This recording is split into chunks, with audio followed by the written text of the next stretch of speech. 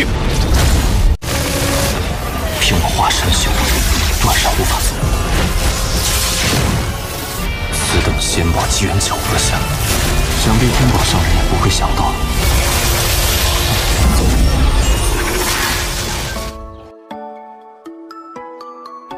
Halo guys, kabar kalian gimana hari ini? Semoga dalam kondisi baik-baik saja ya. Kali ini admin mau melanjutkan alur cerita Renegade Immortal, di mana episode sebelumnya Wang Lin yang berhasil mendapatkan giok abadi setelah bekerja sama dengan Sun Le, terlihat kalau alam itu pun mengalami kerusakan parah dan membuat Wang Lin begitu kerepotan tuh, di mana ketika Wang Lin berhasil keluar dari alam itu dengan mengalami beberapa luka dalam, itulah akhir dari episode sebelumnya. Baiklah, tanpa berlama-lama lagi di opening, inilah alur cerita kelanjutannya. Wang Lin yang bikin heboh orang-orang di bagian luar portal dunia abadi karena datang dengan begitu banyak jiwa pengembara. Tentu aja momen Wang Lin yang baru balik dari dunia abadi dengan kondisi terluka itu membuat kultivator lain begitu antusias tuh untuk merampok Wang Lin. Karena biasanya kultivator yang keluar dari keadaan terluka pasti dapat harta spiritual bagus.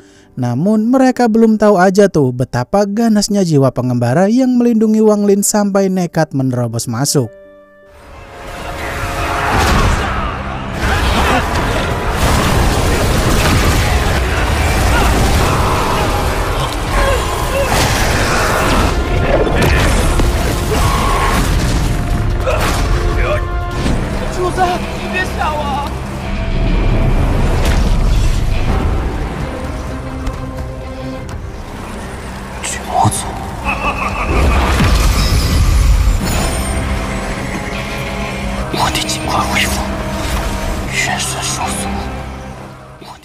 Wang Lin yang dihampiri sama Cihu dari klan iblis raksasa, terlihat kalau Cihu tertarik tuh sama Wang Lin yang bisa mengendalikan para jiwa pengembara. Di sini Cihu yang dapat informasi dari Wang Lin kalau ada salah satu dunia di alam abadi sana mengalami kehancuran akibat ulah kultivator kuat. Cuhi saat itu sih mulai memandang Wang Lin tuh jika dia adalah kultivator dengan potensi mengerikan. Karena bisa keluar dari alam salah satu dunia abadi yang mengalami kehancuran, pastilah punya kemampuan di atas rata-rata kultivator soul formation lainnya. Wang Lin yang memperkenalkan diri dengan nama samaran sebagai Zheng Niu untuk mencegah identitas aslinya terbongkar, justru Cihu malah mengira kalau Wang Lin ini berasal dari kerajaan jiwa surgawi karena sama-sama memiliki marga Zheng. Dari sini Cihu yang menawarkan kerjasama kepada Wang Lin kalau dia ada proyek yang menguntungkan, kalau Wang Lin bersedia join dengannya menjelajahi salah satu alam di dunia abadi. Karena tak ada tanda-tanda niat jahat dari Cihu, Wang Lin pun melepaskan pelindung jiwa pengembaranya itu karena Cihu mau berbicara empat mata dengan Wang Lin. Cihu yang saat itu menjelaskan jika mereka berdua berasal dari planet yang sama, maka tujuan kerjasama ini bermaksud untuk supaya Wang Lin bisa membantu Cihu menjelajahi salah satu alam di dunia abadi sana, di mana di tempat itu ada makam batu giok abadi utuh yang bisa dianggap sebagai salah satu harta paling kuat di dunia abadi sana. Namun karena ada begitu banyak binatang abadi tingkat atas dan begitu banyak larangan yang tersebar luas di mana-mana, maka Cihu ini butuh bantuan kultivator kuat yang berasal dari planet yang sama seperti Wang Lin. Cihu yang saat itu berkata jika dia akan menunggu Wang Lin dengan santai karena dirinya juga mau merekrut kultivator lain yang berasal dari planet yang sama pula. Maka Wang Lin bisa menyembuhkan luka-lukanya itu dulu dan menyusul ke tempat yang dimaksud oleh Cihu barusan.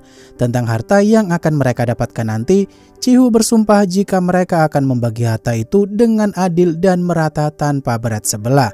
Dirasa sudah cukup informasi yang udah dijelaskan, Cihu pun pamit pergi dan akan menunggu Wang Lin di alam sana 1 bulan mendatang. Wang Lin yang saat itu berusaha menyembuhkan luka-lukanya dulu sebelum dia melakukan tindakan selanjutnya, terlihat kalau beberapa hari kemudian Wang Lin udah sembuh tuh dan mencoba untuk menyerap energi abadi yang dia dapetin kemarin. Namun sayangnya dengan kultivasi Wang Lin sekarang, energi yang bisa diserap secara maksimal ada batasannya dan tak bisa diserap sekaligus. Bahkan jika dipaksakan, roh primordial Wang Lin bisa terluka parah, sehingga untuk menerobos ranah soul transformation bakal lebih sulit lagi.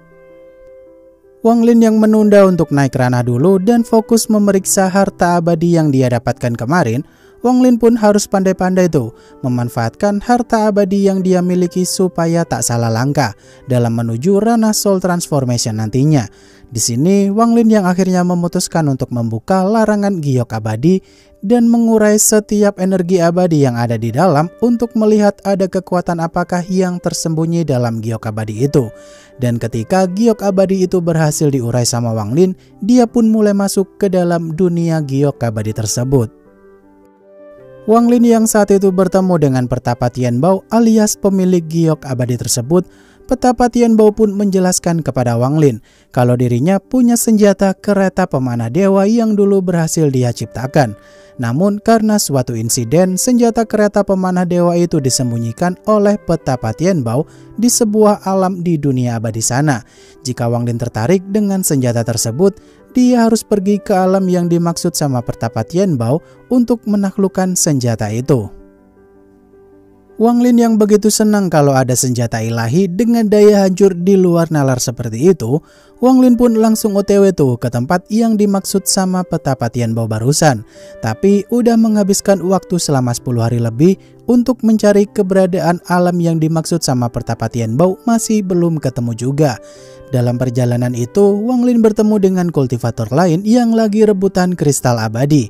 Tapi karena Wang Lin tak mau ikut campur sama urusan kultivator itu, dia pun tak menghiraukan pertikaian tersebut.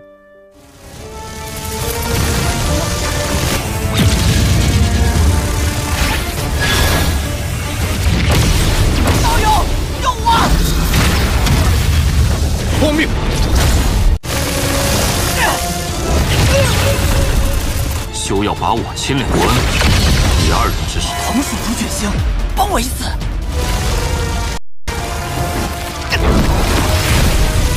经本师我费力凝聚，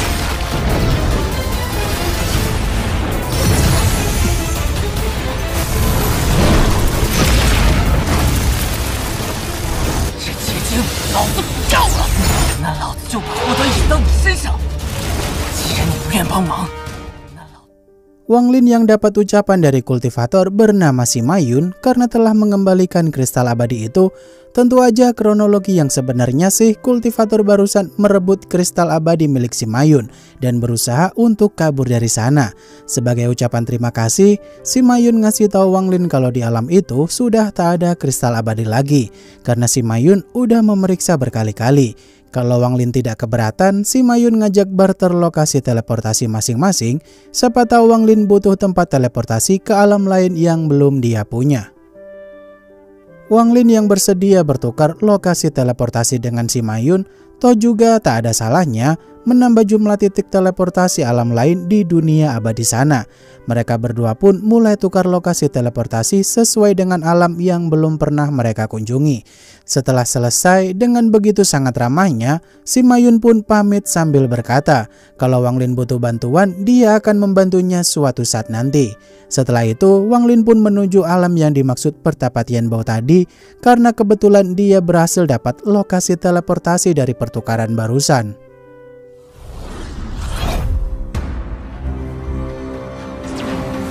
真有这么个地方？虎形山峰，找到了。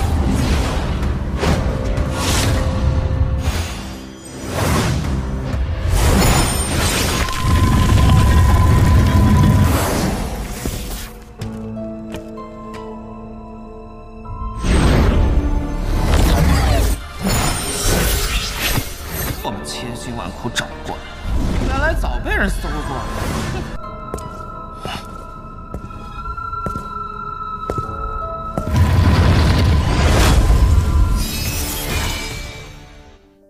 Wang Lin yang berhasil menelusuri jejak tiap-tiap labirin di tempat tersebut yang rata-rata udah pada dijelajahi kultivator lain dulu.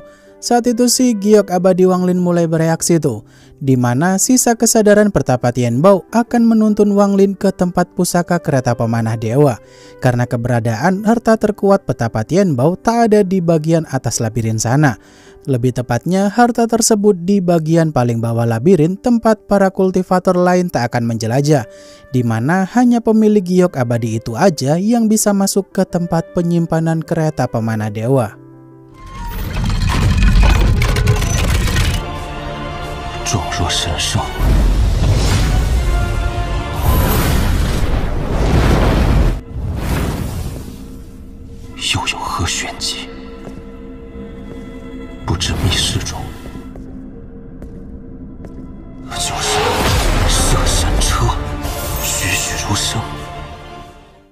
Wang Lin yang dikejutkan dengan binatang abadi yang melindungi pusaka itu. Setelah Wang Lin mulai mendekati batas, tentu aja binatang abadi itu sekaligus penarik alias penggerak kereta pemanah dewa yang udah disiapin sama Pertapa Tianbao.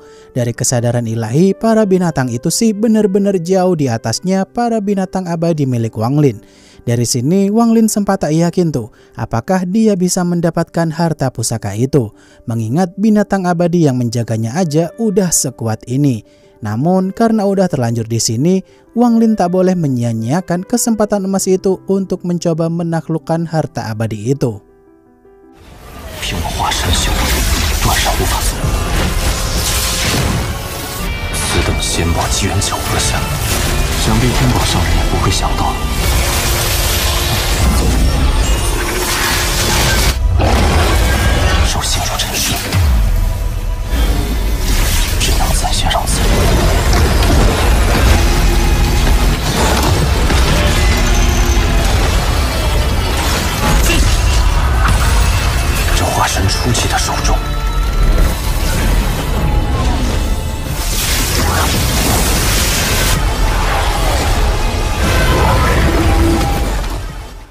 Wang Lin yang akhirnya berhasil juga menjinakkan binatang abadi itu dan mulai memasukkan harta kereta pemanah dewa tersebut.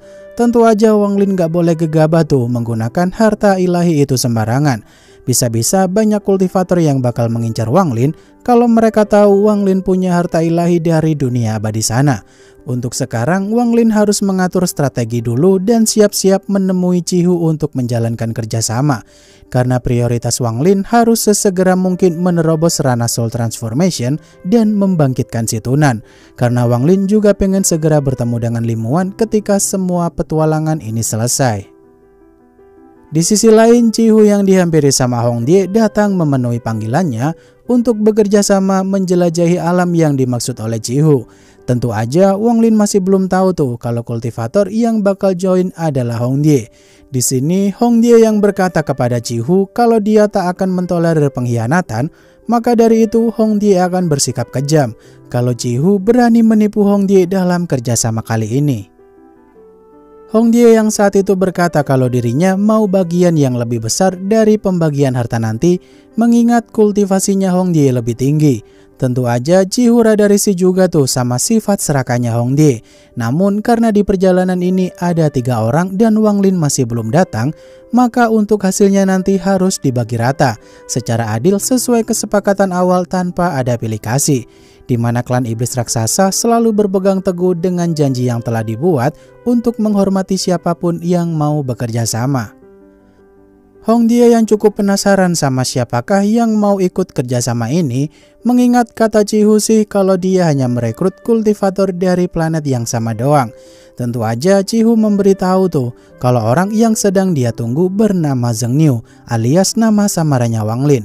Dari sini Hong Die merasa nggak asing tuh sama nama itu, karena bulan lalu dia pernah berselisih dengan orang bernama sama.